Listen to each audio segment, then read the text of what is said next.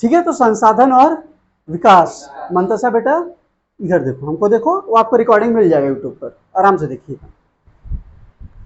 तो संसाधन और विकास, तो दो शब्द का प्रयोग किया गया है ताकि हम डेवलप करें। इस चैप्टर को सिखाने का एक ही मतलब है, ये एनसीईआरटी आपको बस यही सिखाने की कोशिश करेगी पूरे चैप्टर में कि आप डेवलप करें, लेकिन साथ ही साथ संसाधनों को ध्यान में रखें। वो आपको बताना चाहेगी कि संसाधन कितने टाइप की होती है, किसको आप लगातार यूज कर सकते हैं, किसको आप सोच समझ कर यूज कर सकते हैं। ये सारी चीजों को आपको समझाएगी ये चैप्टर। ठीक है, तो चलिए समझते हैं। सबसे पहले हम किस पर बात करेंगे? संसाधन के बारे में, कि संसाधन क्या होती है, संसाधन किसे कहते हैं। तो संसाधन का मतलब होता है कि जो हमारी जरूरतों को पूरा करे, जो हमारी जरूरतों को पूरा करे, जो हमारी जरूरतों को पूरा करे, जो हमारे डेली लाइफ में जो भी हमारी जरूरतें होती हैं उन जरूरतों को पूरा करे, वो संसाधन है। जैसे अगर हमको गर्मी लग रहा है तो इस जरूरत को पूरा कर रहा है पंखा, तो पंखा एक संसाधन है। पढ़ाने के लिए जरूरी चीज है बोर्ड, ये एक संसाधन है। ठीक है, रिकॉर्डिंग करने के लिए चाहिए कैमरा, वो एक संसाधन है। ठीक है, लिखने के लिए चाहिए मार्कर, संसाधन है। तो जो भी हमारी जरूरतों को पूरा करे वो एक संसाधन है। समझ में आ रही है बात? ठीक है, तो वो सब संसाधन है जो भी जरूरतों को पूरा करता है हमारे डेली लाइफ में, वो हमारे लिए क्या है? एक संसाधन है।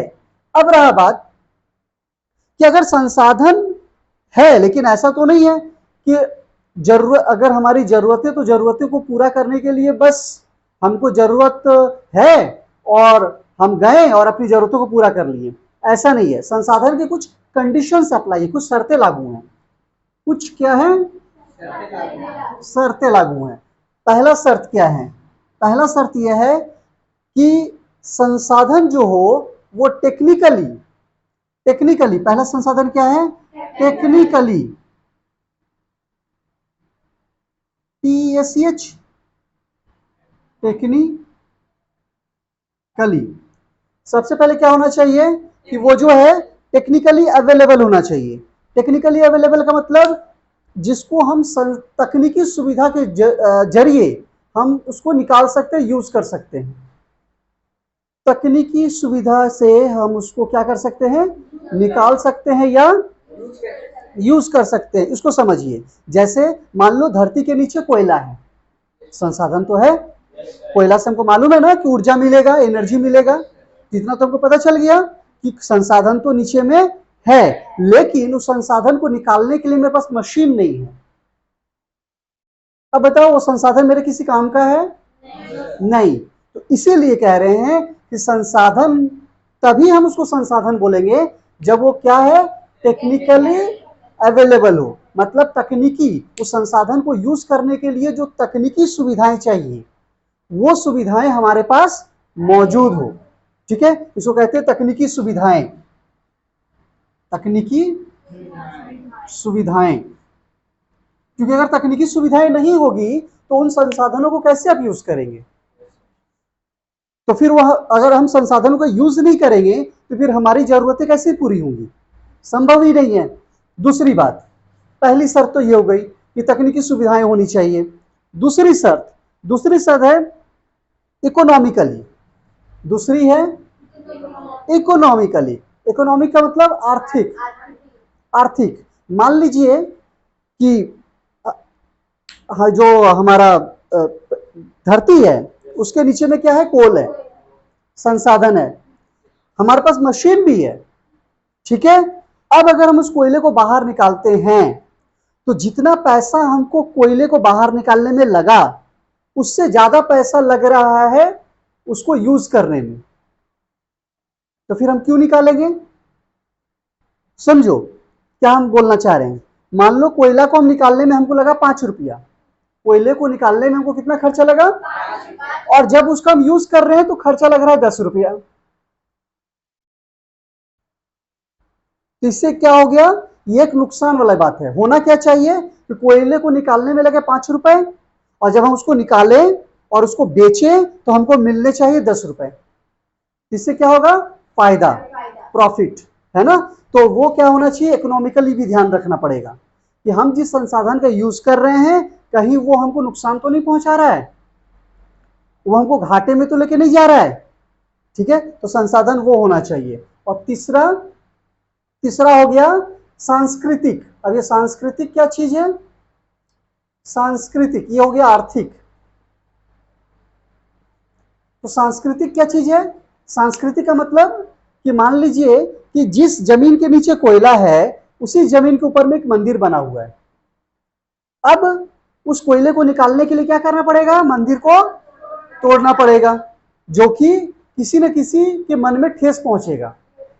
अगर वो मंदिर हिंदू का है तो उसको ठेस पहुंचेगा, अगर वो चर्च है तो क्रिश्चियनिटी को ठेस पहुंचेगा। तो ऐसा ना हो कि संसाधन के यूज करने में किसी को ठेस पहुंचे। ठीक है ना, तो सांस्कृतिक भी होना चाहिए। समझ में आ रही है, तो कैसी होनी चाहिए, सांस्कृतिक भी होना चाहिए। मान लीजिए आप बंगाल के समुद्र में जाकर कुछ समुद्र में ऐसा कुछ कर दिए कि समुद्र में मछली मर गया।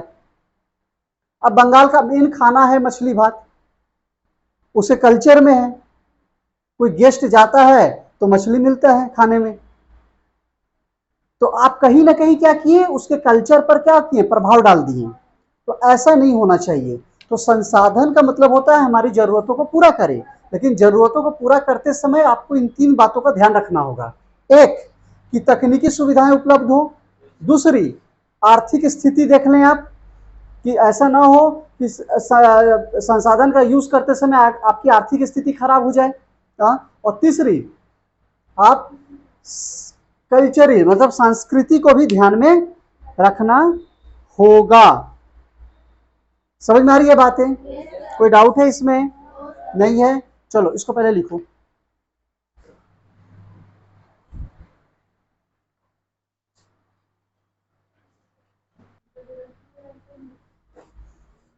चलो बेटा शुरू करें।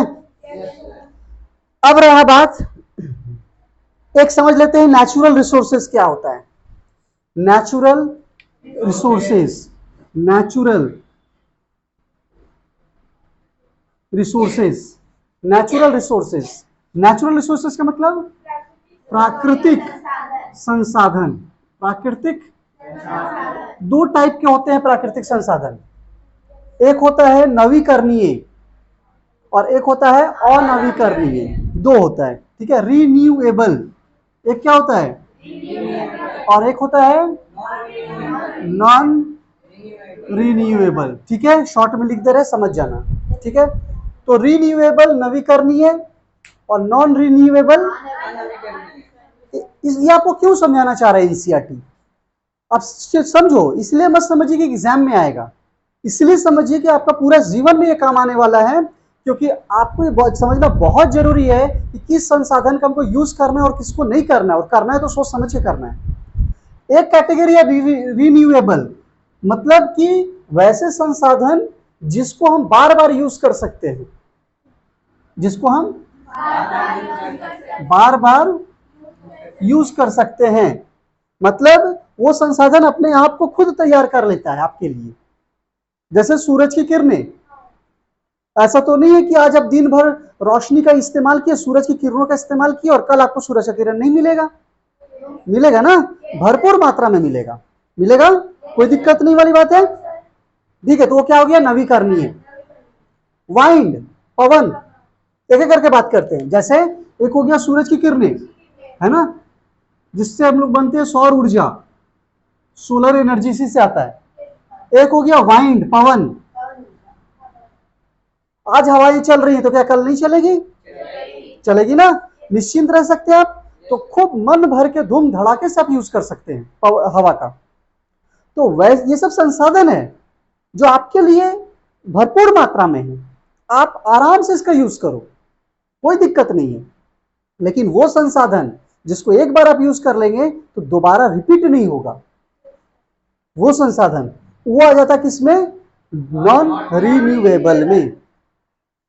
अब इसमें कौन आएगा भैया, कोल। अब कोल आ गया, इसका मतलब क्या, इसका मतलब ये है कि अभी तो कोल इंडस्ट्री चल रहा है, लेकिन इस कंफर्म है कि एक न एक दिन कोल बंद हो जाएगा। क्योंकि यूज तो हो रहा है, बन नहीं रहा है। यूज हो रहा है कोयला, लेकिन वो बन नहीं रहा है। तो एक ना एक दिन ये माइंस बंद होने वाला है।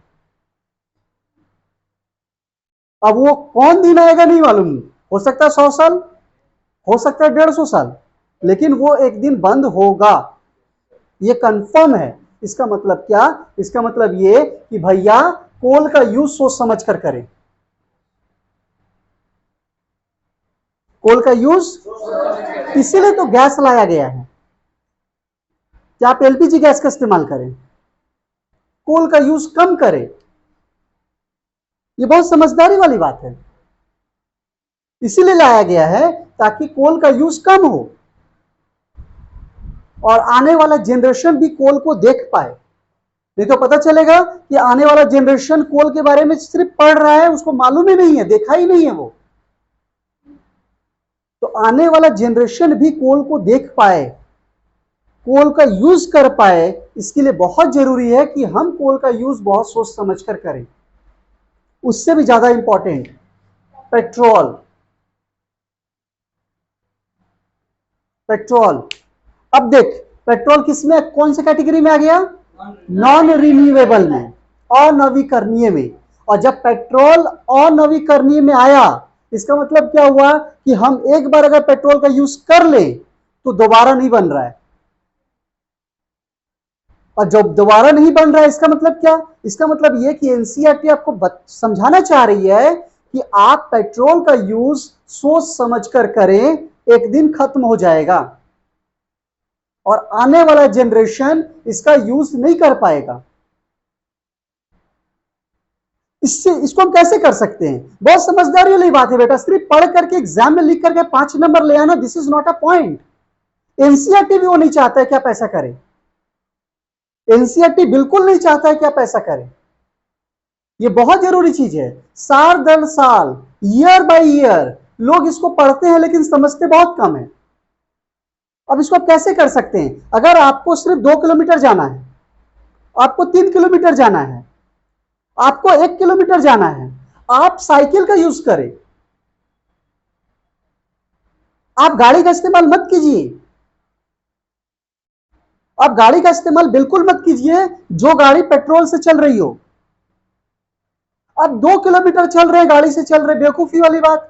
आपको मालूम है कि पेट्रोल नॉन रिन्यूएबल में है, इस कैटेगरी में है, और इस कैटेगरी में है, इसका सीधा सा मतलब है कि सोच समझ कर इस्तेमाल कीजिए। लॉन्ग डिस्टेंस हो तब इस्तेमाल कीजिए। आप शॉर्ट डिस्टेंस के लिए गाड़ी का इस्तेमाल कर रहे हैं। Why are you not using cycle? Health भी आपका ठीक रहेगा और समझदारी वाली बात भी होगी। ये एनसीईआरटी आपको समझाने की कोशिश कर रही है कि अगर आप शॉर्ट डिस्टेंस जा रहे हैं तो उन गाड़ियों का इस्तेमाल ना करें, उन व्हीकल का इस्तेमाल ना करें जो पेट्रोल से चलती हो। आप साइकिल का इस्तेमाल करें, और अगर और शॉर्ट डिस्टेंस है तो आप पैदल चले। लेकिन ऐसा होता नहीं है। दुकान से दाल भी लाना है, चावल भी लाना है, बगल में 2 व्हीलर चाहिए।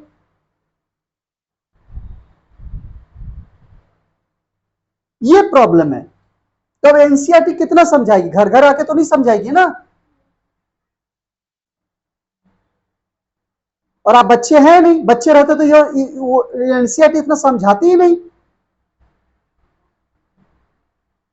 समझदार होंगे आप, बिल्कुल समझदार होंगे, तभी वो इतना समझाने की कोशिश कर रही है। तो समझो चीजों को। तो एक कैटेगरी क्या है? नवीकरणीय। एक कैटेगरी क्या है? जो संसाधन अनवीकरणीय में है, इसका सीधा सा मतलब है कि आपको उसका इस्तेमाल सोच समझकर करना चाहिए। ये बहुत समझदारी वाली बात है। अब एनसीईआरटी में देखिएगा कि अनवीकरणीय में, नॉन रिन्यूएबल में कौन कौन सा कैटेगरी है, वो तो लिस्ट दिया होगा। उन लिस्ट को देखो और समझ जाओ। नहीं समझ में आ रही है बात? आ रही है ना? चलो इसको इरेज कर दें हम। ठीक है, छोटा सा तो है, कर देते हैं इरेज, क्या दिक्कत है? आगे बढ़ते हैं। बहुत बढ़िया, कर देना। चलो बहुत अच्छे।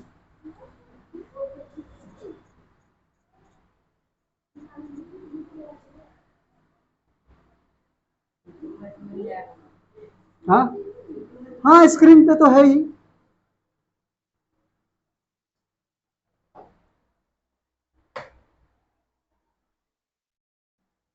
ठीक है, आगे बढ़े।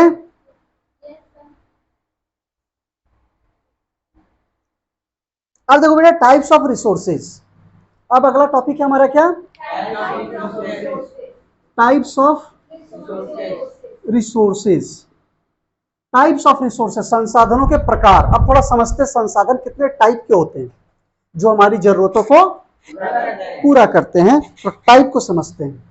ठीक है, चलो। 4 टाइप है, आराम से समझेंगे डिटेल्स में, रिलैक्स होकर के। पहला टाइप ओरिजिन के बेस पर। पहला क्या? ओरिजिन, उत्पत्ति के आधार पर। ओरिजिन के बेस पर, ओरिजिन के बेस पर मतलब उत्पत्ति के, उत्पत्ति, ठीक लिखे, के आधार पर। उत्पत्ति के आधार पर, यहां नहीं आएगा, यहां आएगा शायद। उत्पत्ति के, नहीं नहीं, पूरा तो नहीं आता है, ऐसे आता है, चेक कर लेना। उत्पत्ति के, ओरिजिन के आधार पर, ओरिजिन के बेस पर। दो है, एक है बायोटिक और एक है अबायोटिक। एक है बायोटिक और एक है अबायोटिक। बायोटिक का मतलब क्या होता है? बायोटिक का मतलब, हाँ बोलो रोशन, बहुत बढ़िया। अबायोटिक, दो कैटेगरी तो ऐसी हो गया, पूरे पृथ्वी में दो ही चीज होगा, या तो कोई जिंदा होगा, जान होगा, और एक होगा जिसमें जान, यही तो है ना, एक लिविंग और एक नॉन लिविंग। दो कैटेगरी तो हो गया आराम से। तो बायोटिक का सीधा सा मतलब क्या होता है? लिविंग। इसका मतलब क्या होता है? Non living. तो बायोटिक में हम लोग सब आ जाएंगे।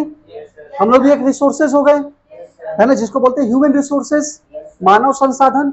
तो हम लोग आ गए बायोटिक में। रॉक, रॉक के बारे में पढ़ाई किए थे। रॉक किस में आएगा? अबायोटिक में आएगा कि नहीं आएगा? क्योंकि वो नॉन लिविंग है। पंखा किस में आ जाएगा? गोलू किस में आएगा? क्लियर हो गया? चलो दूसरे कैटेगरी में आइए। दूसरे कैटेगरी में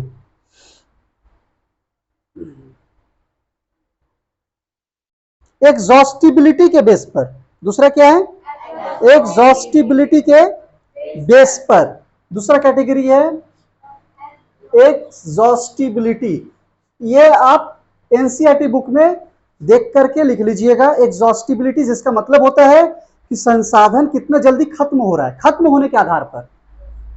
एक था जिंदा होने के आधार पर, एक जिंदा है और एक जिंदा नहीं है, एक लिविंग और एक नॉन लिविंग। इस बार दूसरा कैटेगरी क्या है कि कौन सा संसाधन खत्म हो रहा है। एक कैटेगरी बनेगा वो संसाधन जो बहुत जल्दी खत्म हो जा रहा है, और एक ऐसा बनेगा जो खत्म ही नहीं हो रहा है। हाँ जी, जो अभी हम बात किए थे। एक आ जाएगा रिन्यूएबल, एक आएगा नॉन रिन्यूएबल। तो इसको हम नहीं समझाते, अभी हम समझा चुके थे आपको। चलो ये हो गया एग्जॉस्टिबिलिटी के बेस पर। थर्ड नंबर और फोर्थ नंबर बहुत इंपॉर्टेंट है। थर्ड नंबर आ जाएगा आपका डेवलपमेंट के बेस पर। किसके बेस पर? डेवलपमेंट के बेस पर। और फोर्थ नंबर आ जाएगा ऑनरशिप के बेस पर। तो थर्ड नंबर किस पे आ जाएगा? डेवलपमेंट, डेवलपमेंट के बेस पर। और फोर्थ नंबर आ जाएगा ऑनरशिप, स्वामित्व के आधार पर। ये सब आपको एनसीईआरटी में मिलेगा, चिंता नहीं, आप खाली समझते चलिए। नोट्स एकदम इत्मीनान से बनाइएगा, बस आप समझिए। और नोट्स के लिए बहुत जल्द क्लास रखेंगे कि आप पूरे किताब का नोट्स आप बहुत अच्छे से बना लेंगे, बहुत कम टाइम में, बहुत शॉर्ट में और बहुत शानदार तरीके से। बहुत जल्द उसका क्लास रखेंगे।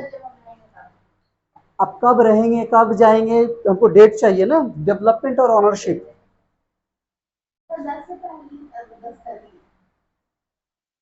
चलो ठीक है। डेवलपमेंट के आधार पर, ये बहुत इंपॉर्टेंट है भाई, क्योंकि दो तो नॉर्मल था, living, non living, renewable, non renewable, सब जानता था। ठीक है, तो ये बहुत इंपॉर्टेंट, इसको समझिए। क्या था? डेवलपमेंट। डेवलपमेंट के आधार पर 4 कैटेगरी, एक है पोटेंशियल, एक को बोलते हैं पोटेंशियल रिसोर्सेज, पोटेंशियल, पोटेंशियल। दूसरे को बोलते हैं डेवलप्ड, दूसरे को बोलते हैं डेवलप्ड। तीसरे को बोलते हैं, देखते हैं तीसरे को बोलते हैं क्या? Stock, stock. और चौथे को बोलते हैं, यहां लिख दे रहे हैं, रिजर्व। 4 कैटेगरी है, पोटेंशियल, डेवलप्ड, स्टॉक, रिजर्व। अब एक एक करके समझिए। डेवलप्ड का मतलब क्या होता है, पोटेंशियल का मतलब क्या होता है? पोटेंशियल, पोटेंशियल रिसोर्सेज का मतलब है कि वो संसाधन हमारे पृथ्वी में है लेकिन उसका यूज हम नहीं किए। वो संसाधन जिसका यूज अभी तक हम किए ही नहीं है।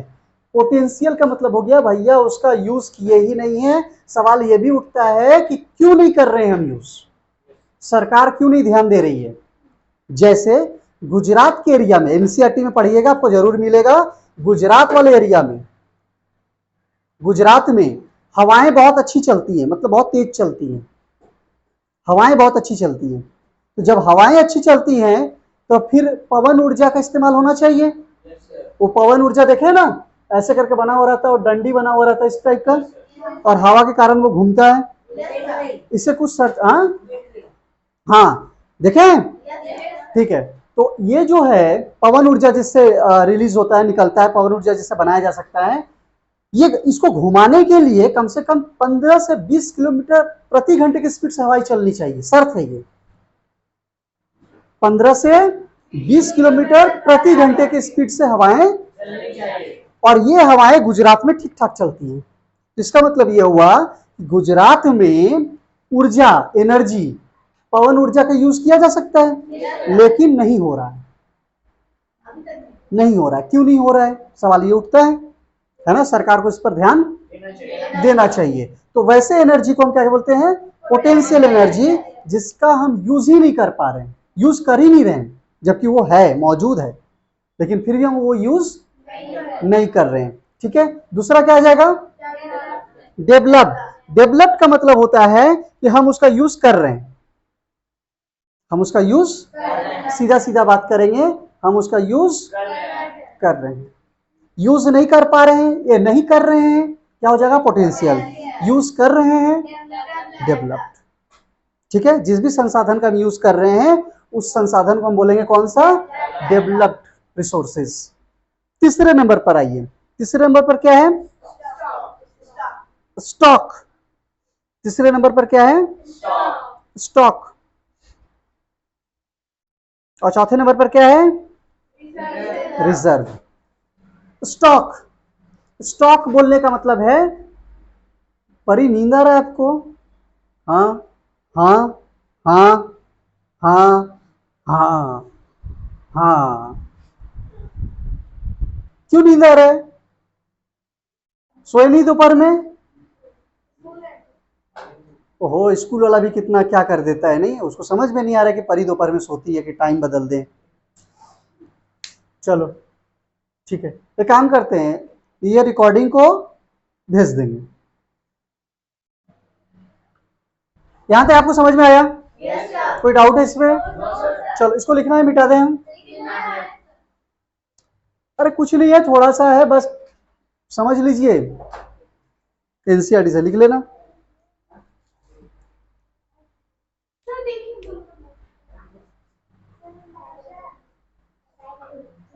हाँ बेटा।